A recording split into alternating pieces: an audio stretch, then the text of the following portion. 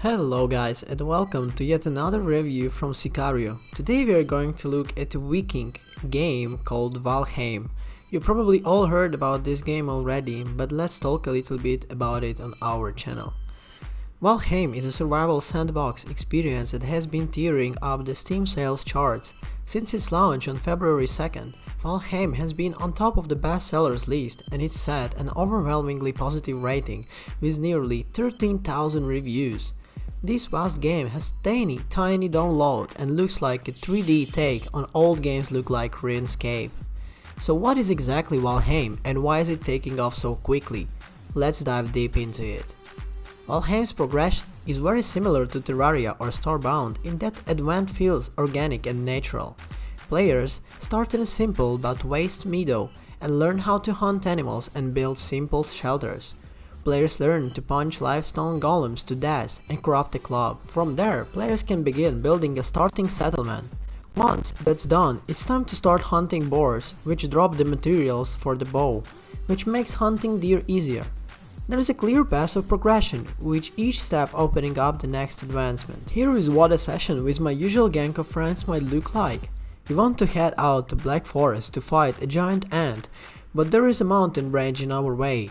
The mountains are freezing, but we spot wolves and we think we can take fur a bundle up. After a few unsuccessful scraps with wolves, we mark the spot on the map and pledge to come back and get revenge on another day. We go south and travel around the mountains until we come across a massive lake that we can't possibly cross on our own. Instead, we settle down and build a wooden dock and a Viking longship. The longship ferries us across the lake and we track down then attack the ant, circling around the giant tree with the bows and spears. It fights back by summoning a massive roots and treating us apart with giant vines. The fight is going on well until the ant calls a dozen of goblins from the wood, so we flee in a panic, nearly losing our longship in the process. Eventually, my friends and I feel confident enough in the basics, so we keep on exploring. We find a great elk boss and fight it, which drops the hard antlers. Now I can make that big axe. That means that there are more dangerous Black Forest is worth exploring now, because we can mine an ore within.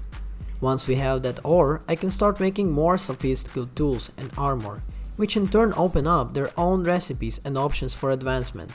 As we explore, the world opens up outwards, leading the mechanics like building trade roads, establishing a magical portal network, and learning how to sail and chart the natural map. Valheim feels like a world worth of exploring and spending time in, especially because I don't have to put tons of time in maintain the progress I've made. The models are simple, pixelated and polygonal, but they're uplifted by gorgeous shaders and a lightning. It's a balance between modern comforts and good old-fashioned nostalgia. Sure, hunting ants and fighting trolls is great, but sometimes I sit on the raft and watch the water lap against the shore, or the sun filtering through the trees into the meadow.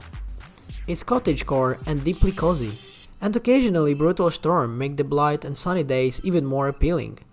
The game is also mechanically forgiving without any of usual surviving game obstacles, like the expiring food or prohibitory fire or expiring coals. There are certain manipulation tools and a building system that leads players to build elaborate structures and sprawling settlements. Building can be fiddly, but players can either free place food or snap pieces together, depending on their preferences, which leads to something that is mostly easy and flexible. PvP is the toggle, unless I opt in. I don't have to worry about another player wrecking my house or thinking in axe in the back while I'm farming. I've only encountered minor bugs during my 20 hours in the game. I can play with 9 friends and it's super simple to connect to another person's server. I can even look up a controller with any problems. There are small feats, but there are also issues that are even AAA games like Fallout 76 struggle with implements, so it's a huge relief to dodge a sort of entire mess. Being honest, this game looks really very well polished. This is why the rating's coming in. It is in sort of early access crafting and survival indie game that actually works.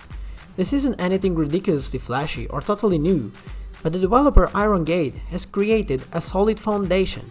All of the mechanics have been done before in games like Ark or the Conan Exiles, but the hard edges and frustrating grinds have been sanded down and smoothed away.